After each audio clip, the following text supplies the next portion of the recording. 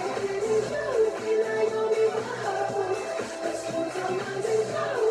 crazy.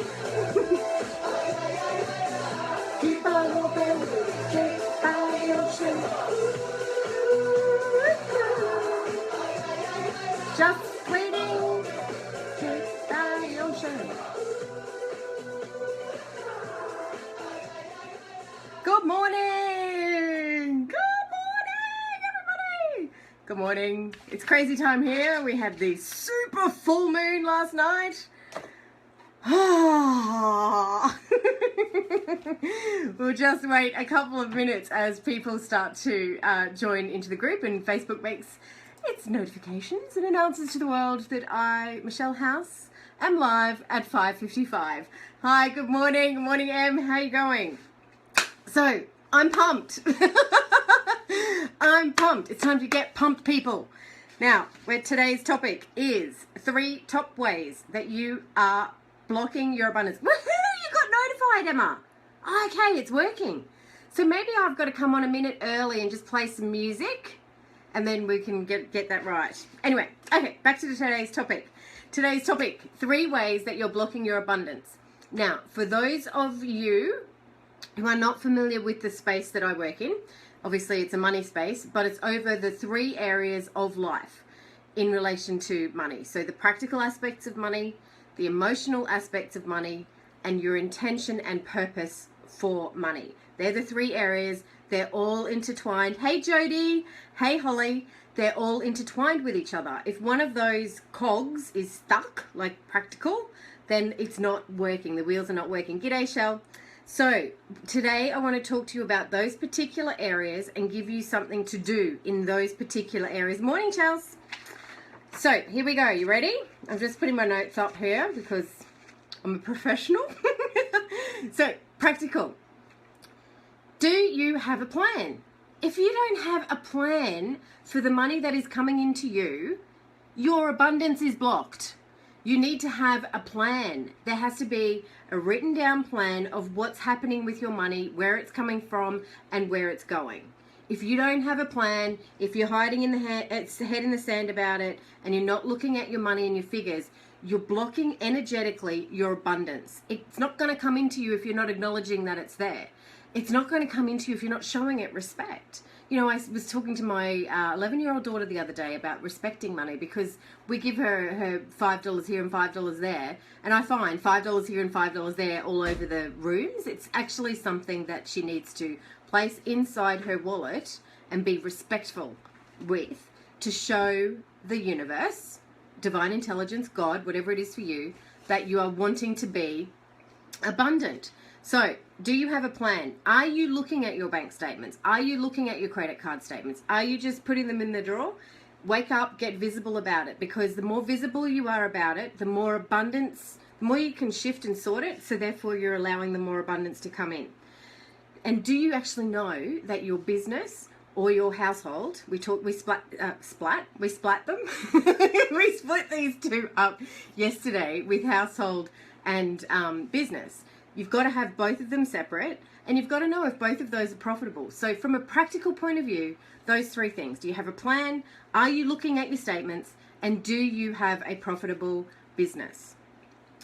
That is something that I know for sure will start to open up emotional things. So at the beginning of the 5-minute thingy-majiggy, I said we're doing practical, emotional, and intentional. Once you start looking at that practical stuff, and coming from the place of how can I attract more abundance into my life, you will get hit with emotional blocks, money beliefs, stories that you were told, imprints that are imprinted into your brain about your belief about money, that money doesn't come to you easily, that you've got to work your ass off to make anything, that you've got to make sacrifices. All of that kind of stuff is, you know, if you start looking at your bank statements, you might start feeling guilt and fear and doubt.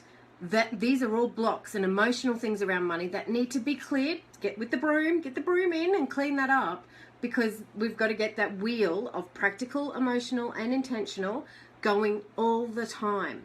So once you've worked out some emotional things, what will happen is you'll start to hear those phrases. Then we need to go to, if you go back a couple of 555s, I think the title of it was Is it true? I am broke. Is it true? Or I have no money. Is it true? So you need to start answering those questions for yourself in your mind about the money. Well, is it true that I'm hopeless with money? It's actually not true, because the other day when I rang up to get a discount on our insurance, I actually got one. So it can't be that hopeless. So you start to find little pieces of evidence that are going to rewire that imprint to show you how you are good with money, or how money doesn't cause conflict, or how money, you don't have to work hard for it. Oh wow, look at that. That money just came to me easily. I am abundant. Money does come to me easily. Good morning, Deb. So that was the emotional one. And then the intentional one is, what the heck are you doing it for?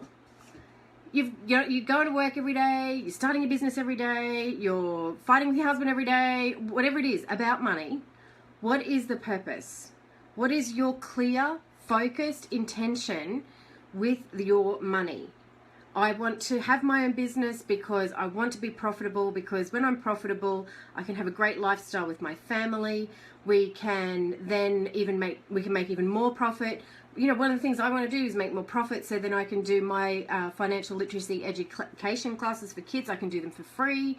So why am I doing it? What's my intention behind getting on 555s every morning? What is my intention with money? What is it? Get clear, get focused. All of these areas, practical, emotional, and intentional, will bring up emotional shit.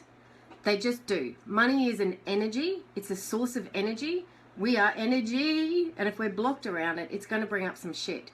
So what you can do is, in this feed, type madly. Go, I'm stuck here. I don't know.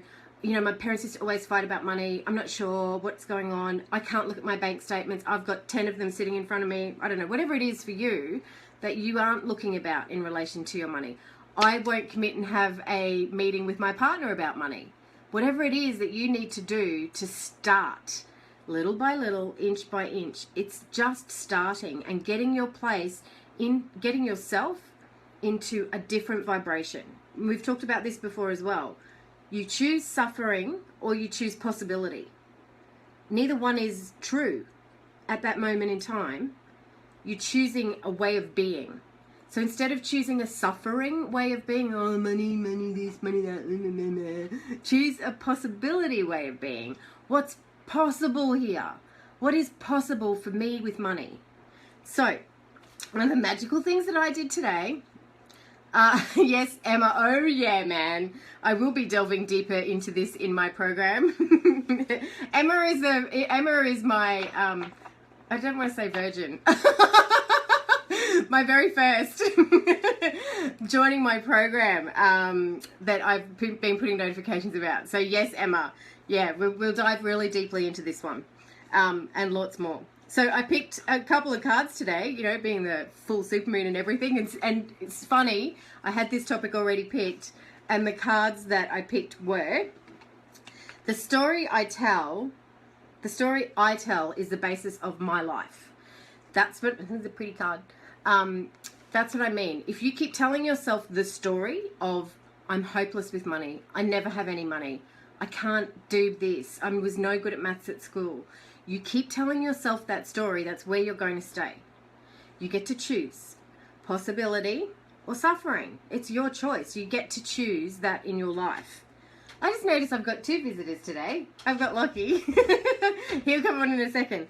The other one is when I'm talking about when people are saying things to you as you grow up. And it's not just your parents. When people talk about money beliefs, and maybe you're listening to a program or reading a book, it's very focused on your upbringing, very focused on what your parents told you. It's not just your parents. It's movies that you watched. If you watched a movie where only happy people, only happy, hardworking, sacrificing people make money, or while you're watching that movie you're going, only Hollywood actresses make $1 gazillion a year. These are beliefs. Something you read in a book. Something a teacher might have said to you. I had an accounting teacher that said to me, you won't amount to anything, Michelle, especially anything to do with numbers. Sometimes I wish I could take him out for a cup of tea. Those beliefs become imprinted. So it's up to us to change that story and slowly change the imprint. Slowly change the imprint. and you change the imprint by gathering evidence. And you only gather evidence by taking action.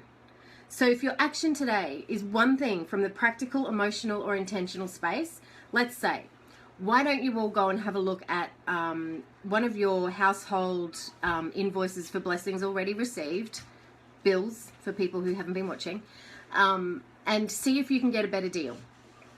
Get on the phone and say, is it possible for me to have a better deal with this electricity account? Or can I get a discount on my interest rate with my credit card? Do one thing today that's practical in relation to saving some money, and you're starting to gather evidence. And then you can look back on the evidence, because we can only move forward when we look back. So when you look back and you go, hey, you know what I did last week? I actually saved $100 on our insurance. I'm not that bad with money. I wonder what else it is I can do today. What else can I do today? And then you start layering that imprint and you start to change it. Everything starts to rewire and starts to change. This isn't going to happen overnight. It will take time, because we've got, I'm 44. I've got 44 years worth of imprint that I've had to shift over time, from everything, from teachers, from parents, from grandparents that lived through a depression that were very frugal. So we have to investigate and take action. Find the evidence. When we have the evidence, we can start to feel that high and positive vibration, and also the gratitude. That's where the gratitude comes in. So no more suffering. Today's the day you choose. No more suffering. I'm not going to suffer about money. What is possible with money? Okay, so here's the other one that I picked. I wish Facebook could do this around the right way. I am flourishing. Yesterday was I am profitable. Today is I am flourishing. Imagine your income expanding easily and effortlessly. Trust that all your material needs are being met by the universe. It was only the faith and trust that got me out of where I had to get, and the surrender and faith and trust that where you're at, it sounds so cliche, but it's so perfect. Where you're at is perfect right now.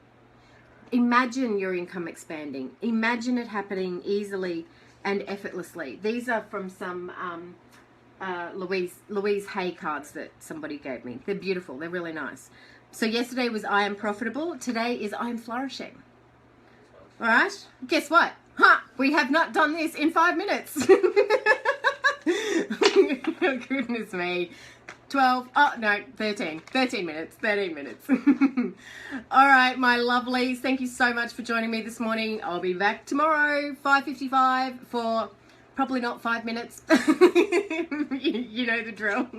But if you've got any questions, or if you've got any blocks, or if you're being stuck, post them here in this group, and we'll get through them today. I'm actually out and about, so I can start responding to you and helping you along the way. Goodbye. Oh, hey, Dana. Bye. Hey, Sonia. Hey, Catherine. You're all scrolling up really quickly now. Have a great day, everyone. See you tomorrow.